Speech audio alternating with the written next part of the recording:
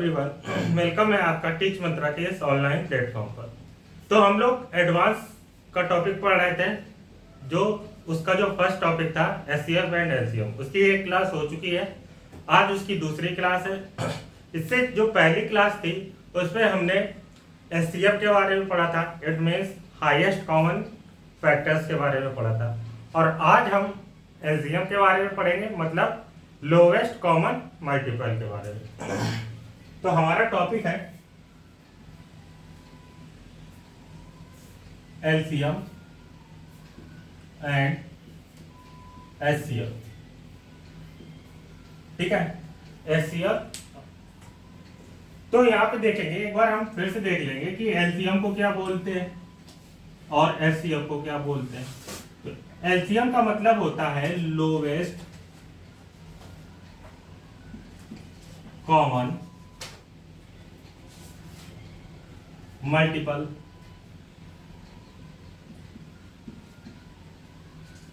और इसका एक नाम और होता है जिसको हम बोलते हैं लीस्ट कॉमन मल्टीपल, जो मैंने इससे पहले जो फर्स्ट क्लास थी उस पर बताया था।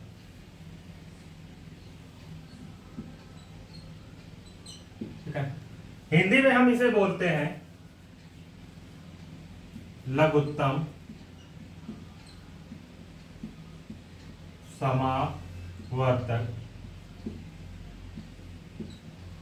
और इसके बाद हम पढ़ेंगे जो हमारा एचसीएफ है उसको हम क्या बोलते हैं। तो एचसीएफ का मीन होता है हाईएस्ट कॉमन फैक्टर। ठीक है, जिसका मतलब होता है महत्तम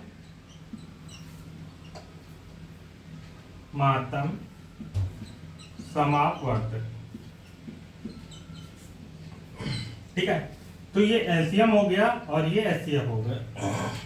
इसकी जो फर्स्ट क्लास थी उसमें हमने एचसीएफ के बारे में पढ़ा था। आज की जो क्लास है उसमें हम एलसीएम के बारे में पढ़ेंगे। ठीक है, तो स्टार्ट करते हैं हम एलसीएम का पार्ट।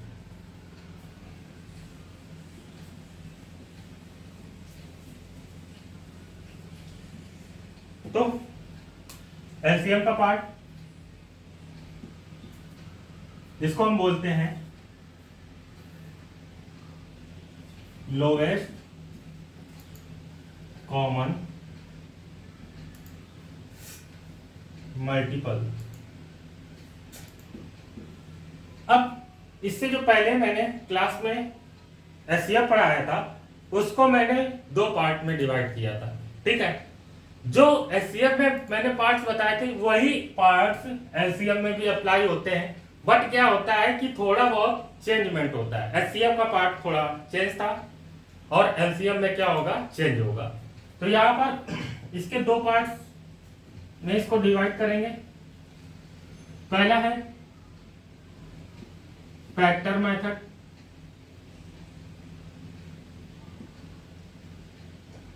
जिसको बोलते हैं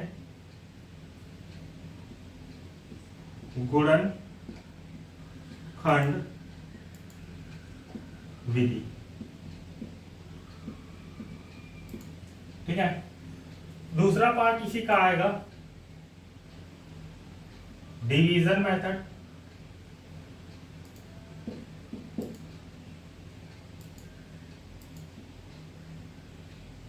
इसको बोलते हैं भाग विधि। सेम उसी के पार्ट्स हैं। ठीक है, बट क्या है, सॉल्यूशन चेंज हो जाएगा। यहाँ पे डिवीजन मेथड को दो पार्ट्स में डिवाइड करेंगे। पहला हो जाएगा डिवीजन मेथड फर्स्ट, दूसरा पार्ट हो जाएगा डिवीजन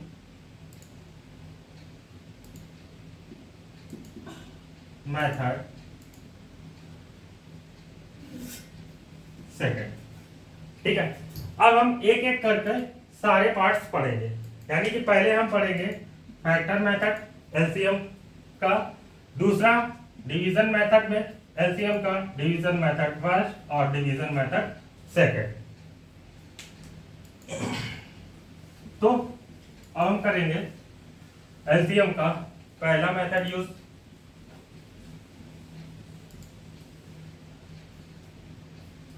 तो यहाँ पे एलसीएम का जो पहला मेथड है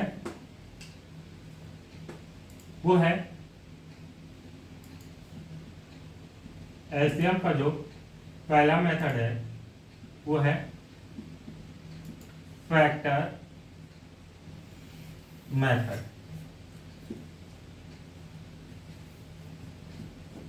ठीक है, फैक्टर मेथड। इसमें क्या होता है, इसमें ये होता है कि इस विधि में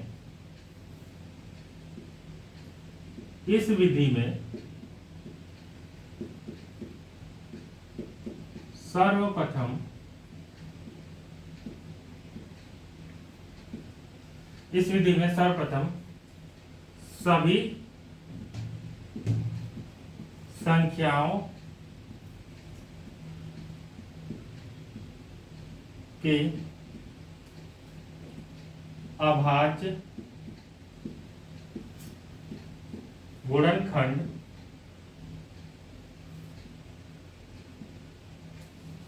निकालते हैं।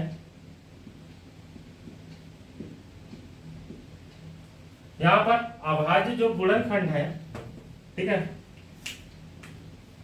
अभाज्य जो गुणनखंड है उसको हम प्राइम फैक्टर बोलते हैं।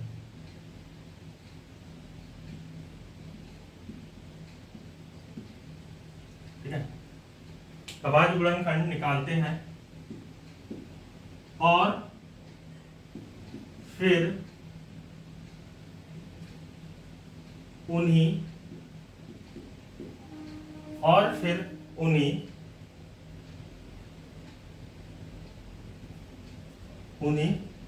फैक्टर की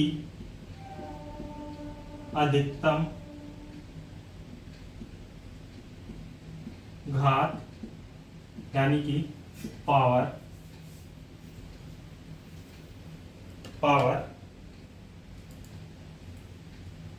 के रूप में लिखते हैं।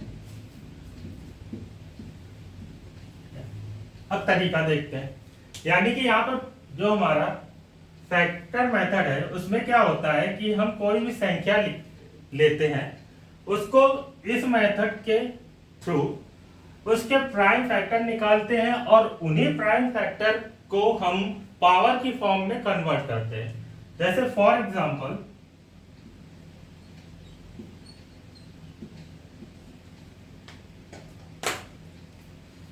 संख्या है 8, 12, 20। अब यहाँ पे 8, 12, 20 के हम प्राइम फैक्टर निकालेंगे तो 8 का प्राइम फैक्टर क्या हो जाएगा, 2 गुणे 2 गुणे 2। कैसे निकाला, तरीका आपको पता है, 2 2 2 इस टाइप से। अब 12 का निकालेंगे तो 2 गुणे 2 गुणे 3। इसके बाद 20 का निकालेंगे तो यहाँ पे हो जाएगा 2 गुणे 2 गुणे 5। कैसे, 3 चौको 12, 4 का फैक्टर 2 गुणे 2 3, 4 पंचे 20, 2 गुणे 2 और 5। ठीक है, अब यहाँ पे इसका एलसीएम निकालना है। ठीक है, तो मैंने बोला इसकी पावर में कन्वर्ट कर लेंगे इसको, तो ये 2 की पावर 3 हो जाएगी, ये 2 की पावर 2 गुणे 3 की पावर 1, ये 2 की पावर 2 गुणे 5 की पावर 1। अब एक चीज, इससे पहले जो मैंने एचसीएफ बताया था, ठीक है, एचसीएफ का फैक्टर मेथड बताया था, उसमें मैंने बताया था कि जो सभी में कॉमन टर्म्स होते हैं वो हमारा एचसीएफ होता है, लेकिन एलसीएम में ऐसा नहीं होता है। जो कॉमन है, ठीक है, वो तो कॉमन लेंगे ही, और जो कॉमन नहीं है वो भी साथ में लेते हैं। लेकिन जो कॉमन है, कॉमन मतलब हाईएस्ट पावर, यहां पे जो हाईएस्ट पावर होगी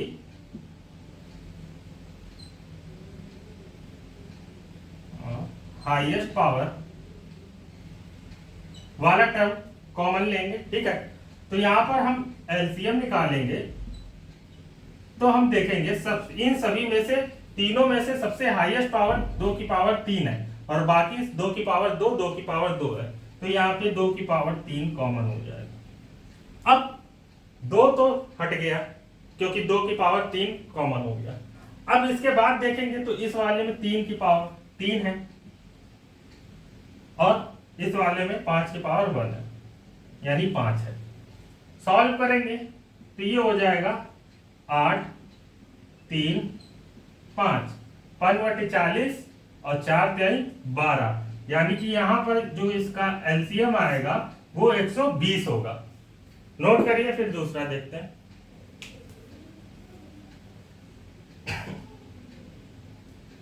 चलिए नोट कर लिया होगा।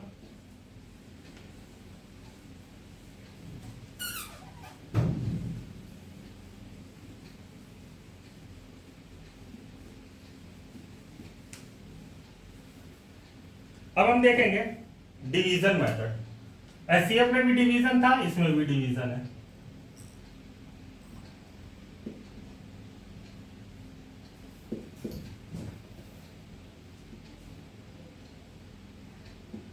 ठीक है, तो डिवीजन मेथड है। डिवीजन मेथड फर्स्ट देखेंगे, ठीक है। डिवीजन मेथड फर्स्ट, इस विधि में क्या होता है कि डिवीजन मेथड में फर्स्ट में क्या होता है, इस विधि में सभी संख्याओं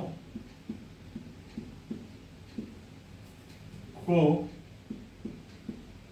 एक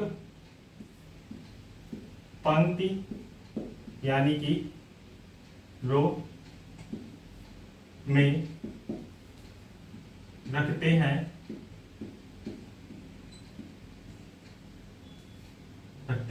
ठीक है। इस विधि में सभी संख्याओं को एक पंक्ति में रखते हैं, ठीक है, और बारी बारी से उसका भाग करते हैं, ठीक है। अब यहां पर एग्जाम्पल के थ्रू देखेंगे तो ज्यादा समझ में आएगा। तो एग्जाम्पल में जो आपके नंबर है वो ये है 12, 15 और 18। तो जैसा हमने एससीएफ पे सॉल्व किया था सेम वैसे यहाँ पे भी सॉल्व करेंगे, लेकिन वहां पे क्या कर रहे थे कि केवल वो नंबर ले रहे थे जो तीनों को डिवाइड कर रहा था, लेकिन यहाँ पर ऐसा नहीं है। जो तीनों को डिवाइड करे और जो ना करे वो भी साथ में नंबर लेंगे, यानी कि लास्ट में सभी के 1 प्राइम नंबर बचना चाहिए। उसमें क्या था, कहीं पे कंपोजिट बच रहा था और कहीं पे प्राइम नंबर बच रहा था। तो यहाँ पे देखेंगे 12, 15 और 18 का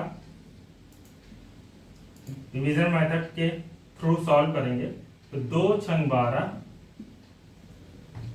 2 छंग तो 2 9 18।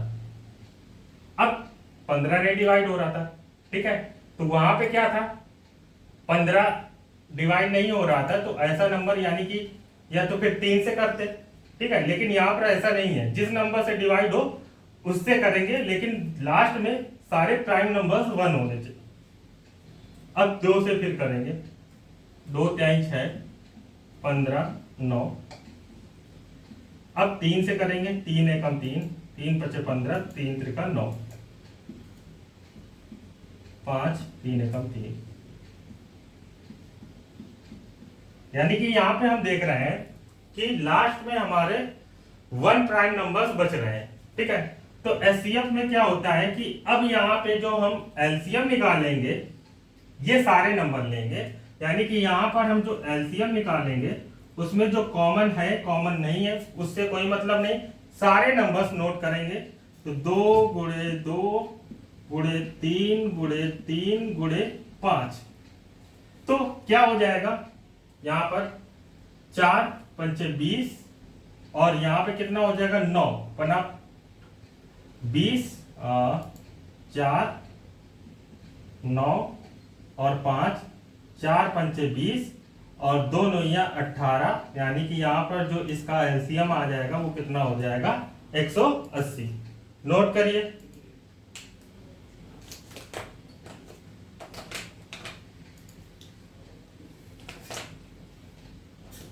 चलिए अगला मेथड देखते हैं।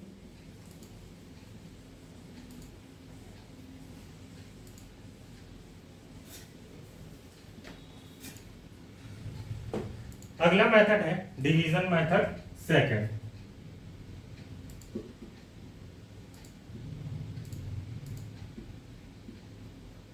इसमें क्या होता है,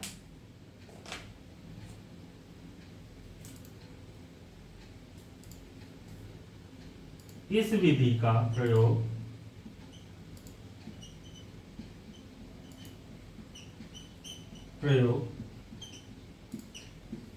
तब करते हैं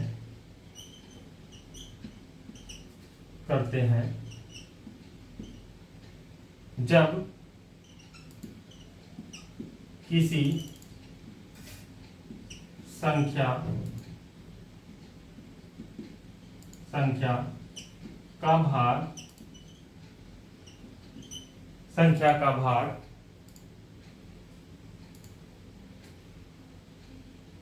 दूसरी संख्याओं में आसानी से न जाए। ठीक है, तो इससे पहले जब मैंने एचसीएफ में बताया था, ठीक है, तो उसमें डिवीजन मेथड बताया था एचसीएफ का, जो लॉन्ग डिवीजन मेथड था। इसमें भी लॉन्ग डिवीजन मेथड यूज करेंगे, लेकिन ये एलसीएम का पार्ट है। तो एलसीएम में लॉन्ग डिवीजन मेथड क्यों यूज करेंगे, एलसीएम को फाइंड करने के लिए। यानी कि यहां पर जैसे एग्जांपल लेते हैं, ठीक है, यानी कि यहां पर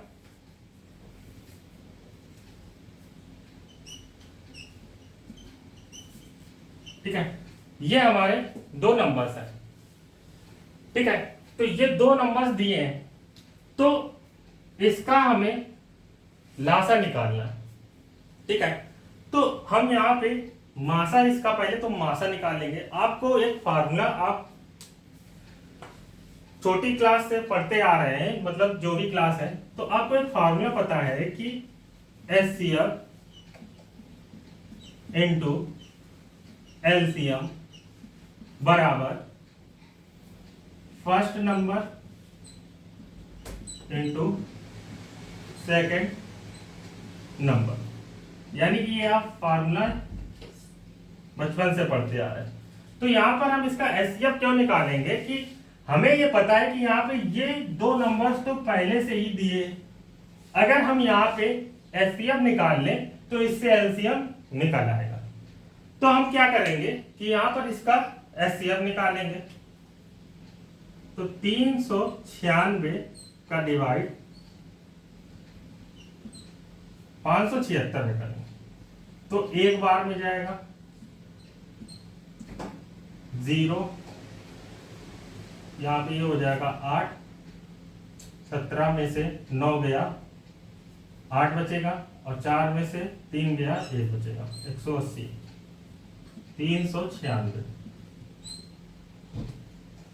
अब यहाँ पे करेंगे 18 दूनी 36, यानी कि ये हो जाएगा 360, 6 और 9 में से 6 गया 3 बचा। अब यहाँ पे 180 हो गया। अब ये कितनी बार में जाएगा, ठीक है, तो 36 180 कितनी बार में जाएगा, तो ये आपका जाएगा 3 पचे 15 और 6 पंचे 30, यानी कि 5 बार में। तो यहां से जो रिमाइंडर है, ठीक है, रिमाइंडर जो है वो 0 आ गया। यानी कि अब यहां से हमारा जो एचसीएफ है वो 36 हो गया। तो अब यहां से हम इसका एलसीएम निकालेंगे। तो यहां पे देखेंगे जो एचसीएफ है वो कितना आ गया मेरा 36 गुणे एलसीएम, और पहला नंबर है यहाँ पे 396 और दूसरा नंबर है 576। तो एलसीएम निकालेंगे तो 396 गुणे 576 बटे 36। अब यहाँ पे करेंगे 12 तिहाई 36, 12 तिहाई 36 और 3 गया 12 तिहाई 36, 3 एकम 3 और ये 11, यानी कि यहाँ पर ये हो जाएगा 576 गुणे 11। सॉल्व करेंगे तो 11 छक्का 66, 6 हासिल गया, 11 से 77 और 6 आपका हो जाएगा 80, 3 83, 11 पचे 55, ठीक है, 11 पचे 55 और 8 5 63, यानी कि यहां पे जो एलसीएम आएगा वो आपका आ जाएगा 6336। नोट करिए इसे।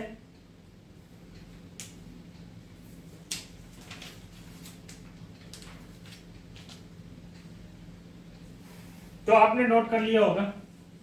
चलिए ये सारे मेथड तो कंप्लीट हो चुके हैं, ठीक है। और कुछ चीजें देख लेते हैं जो आपको पता होंगी, जैसे फ्रैक्शन वैल्यू होती है तो उसमें एचसीएफ कैसे निकालते हैं और एलसीएम कैसे निकालते हैं।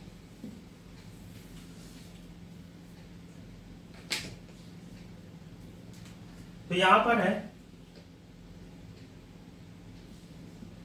भिन्नों का मासा तथा लासा। भिन्नों का मासा तथा लासा यानी कि एचसीएफ और LCM of fraction.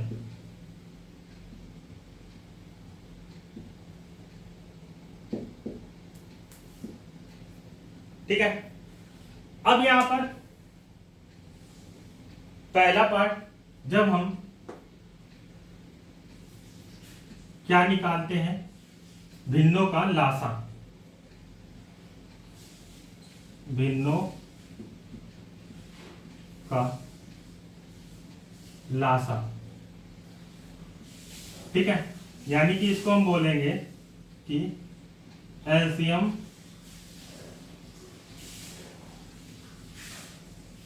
Of fraction, भिन्नों का लासा निकालते हैं। तो इसके लिए क्या करते हैं,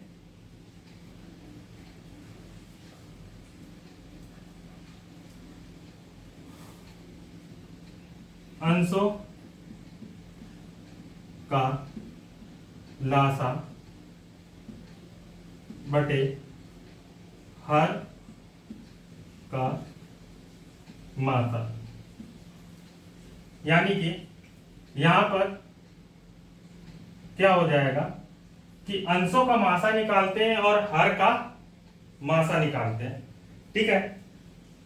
यानी कि यहां पे जब हमें भिन्नों का लासा निकालना होगा तो उसके लिए क्या करेंगे, पहले ऊपर वाले अंश का लासा निकालेंगे और नीचे वाले हर का मासा निकालेंगे, ठीक है।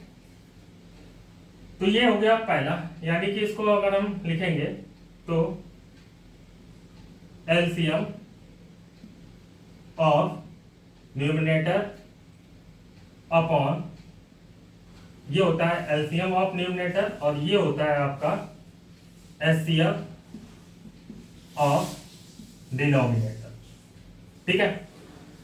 तो ये पहला तरीका हो गया जब हम भिन्नों का लासा निकालते हैं। दूसरा हो जाएगा भिन्नों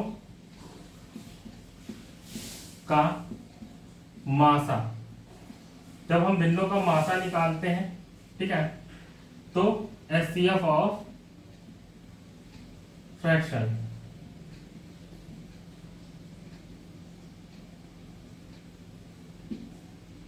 ठीक है, तो यहां पे क्या करेंगे, जब हम भिन्नों का मासा निकालते हैं, ठीक है, तो यहां पे क्या करेंगे,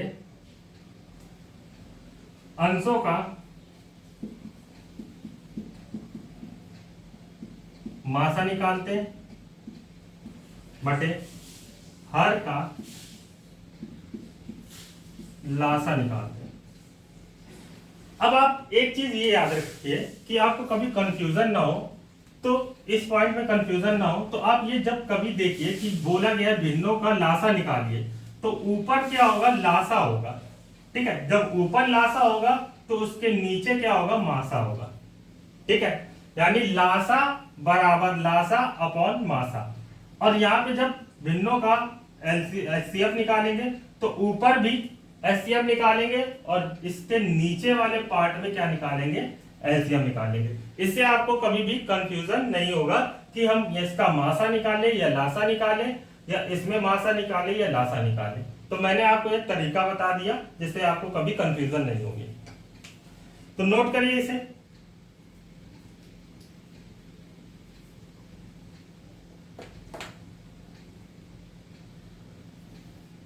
तो आपने नोट कर लिया होगा। ठीक है, तो आज के लिए इतना ही। मिलते हैं आपसे अगली क्लास में कुछ सवालों के साथ। अगली क्लास में हम इससे रिलेटेड सवाल सॉल्व करेंगे और जो इसके तरीके हैं उसको देखेंगे कि इसको और कम टाइम में कैसे सॉल्यूशन किया जा सके। ठीक है, तो मिलते हैं आपसे अगली क्लास में, तब तक के लिए गुड बाय।